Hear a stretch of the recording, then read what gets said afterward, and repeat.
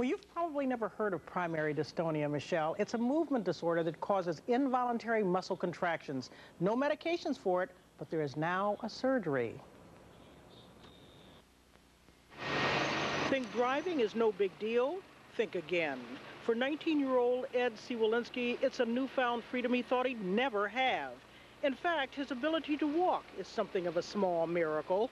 Ed has a very rare movement disorder called primary dystonia. I wanted to get better because I was living through how I couldn't take it anymore.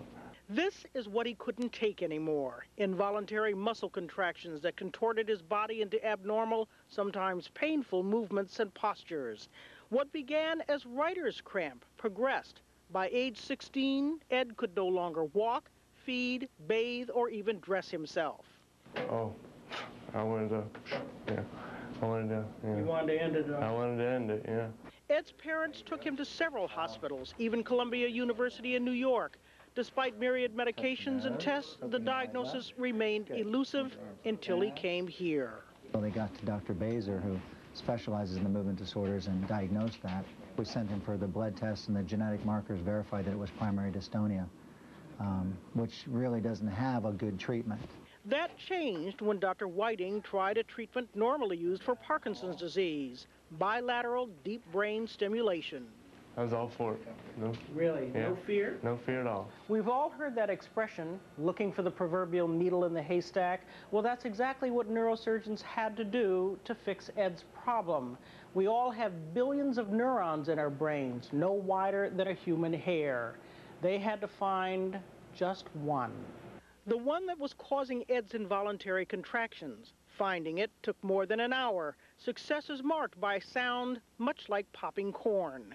Stimulation takes place while Ed is awake. The premise is putting an electrode into the mid part of the brain to short-circuit the abnormal electrical activity. Magnet-controlled electrodes on each side of Ed's brain smoothed out his motor functions and freed him of abnormal motions and spasms. He's now a straight-A student at ITT Technical Institute, where he's majoring in computers.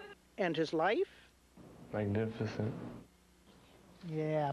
Dystonia also affects Ed's speech muscles, but that will improve with time.